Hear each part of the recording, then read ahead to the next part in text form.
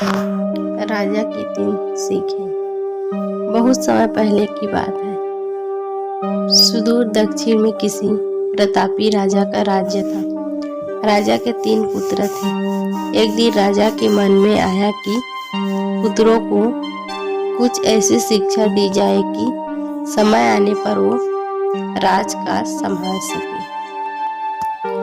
इसी विचार के साथ राजा ने सभी पुत्रों को दरबार में बुलाया और बोला, पुत्रों, हमारे राज्य में नाशपाती का कोई वृक्ष नहीं है। मैं चाहता हूँ तुम सब 4-4 महीने के अंतराल पर इस वृक्ष की तलाश में जाओ और पता लगाओ कि वो कैसा होता है। राजा की आज्ञा पाकर तीनों पुत्र बारी बारी से गए और वापस लौट आए।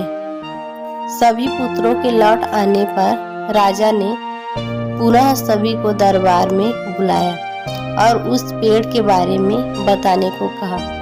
पहला पुत्र बोला, पिताजी, वह पेड़ तो बिल्कुल टेढ़ा मेढ़ा और सूखा हुआ था।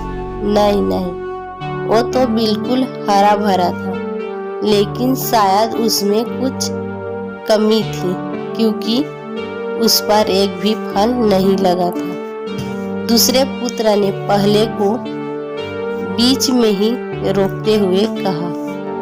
फिर तीसरा पुत्र बोला, भैया, लगता है आप भी कोई गलत पेड़ देख आए, क्योंकि मैंने सचमुच नाशपाती का पेड़ देखा तो बहुत ही शानदार था और फलों से लदा पड़ा था। और तीनों पुत्र अपनी अपनी बात को लेकर आपस में विवाद करने लगे कि तभी राजा ने अपने सिंहासन से उठे और बोले, पुत्रों, तुम्हें आपस में बहस करने की कोई आवश्यकता नहीं है। दरअसल तुम तीनों ही वृक्ष का सही वर्णन कर रहे हो। मैंने जानबूझकर तुम्हें अलग अलग मौसम में वृक्ष खोजने भेजा था और तुमने जो देखा वो उस मौसम के अनुसार था।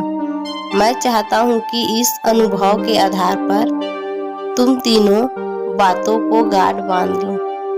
पहली किसी चीज के बारे में सही और पूर्ण जानकारी चाहिए तो तुम्हें उसे लंबे समय तक देखना परखना चाहिए, फिर चाहे वो कोई विषय हो, वस्तु या फिर कोई व्यक्ति ही क्यों न हो।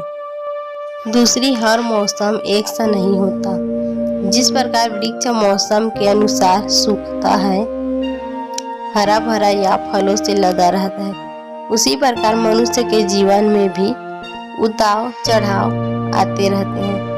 अतः अगर तुम कभी भी बुरे दौर से गुजर रहे हो तो अपनी हिम्मत और धैर्य बनाए रखो। समय अवश्य बदलता है। और तीसरी बात, अपनी बात को ही सही मान कर उस पर अड़े मत रहो।